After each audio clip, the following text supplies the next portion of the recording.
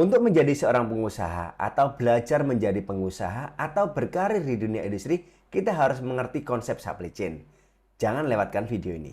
Hal pertama yang harus kita ketahui adalah planning, di mana ini merupakan proses perencanaan mulai dari pengadaan bahan baku, proses produksi, distribusi dan logistik, hingga customer service. Standar prosedur dari masing-masing proses tersebut harus direncanakan sebaik-baiknya dengan mempertimbangkan analisa risiko serta menentukan service level agreement masing-masing prosesnya. Dalam planning, biasanya harus melibatkan top management karena akan menentukan target atau KPI dari perusahaan. Yang kedua adalah procurement. Procurement atau yang biasa disebut dengan pembelian adalah proses pengadaan bahan baku atau raw material. Raw material ini bisa berasal dari lokal ataupun berasal dari impor. Proses procurement ini harus mempertimbangkan durasi kesiapan barang dan durasi pengiriman barang sampai dengan tempat kita. Skill yang harus dimiliki oleh seorang procurement adalah bahasa asing, pengetahuan terkait dengan karakteristik barang dan fungsi barang, pengetahuan terkait dengan perdagangan internasional, pengetahuan terkait dengan larangan batasan barang yang akan kita impor, kemampuan negosiasi dengan berbagai skenario misalkan term of payment versus harga, quantity versus harga, komitmen order atau kontrak versus harga. Hal selanjutnya adalah production. Kualitas sumber daya manusia, dukungan teknologi, dan alat produksi sangat menentukan kualitas dan kuantitas barang produksi yang dihasilkan. Selain itu,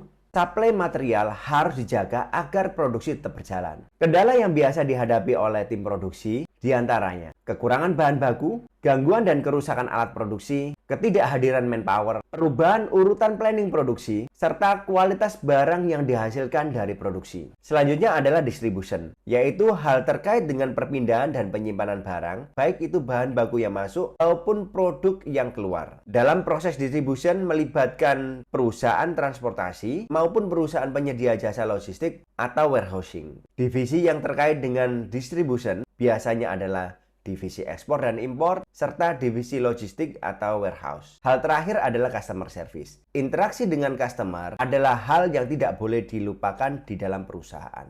Karena dalam proses ini akan terkait dengan penjualan. Penanganan customer yang baik akan memberikan kepuasan kepada customer dan meningkatkan potensi penjualan. Penanganan komplain, klaim, dan return barang harus direncanakan dengan SOP yang sangat baik. Itulah tadi gambaran sederhana terkait dengan supply chain. Sampai jumpa di video selanjutnya.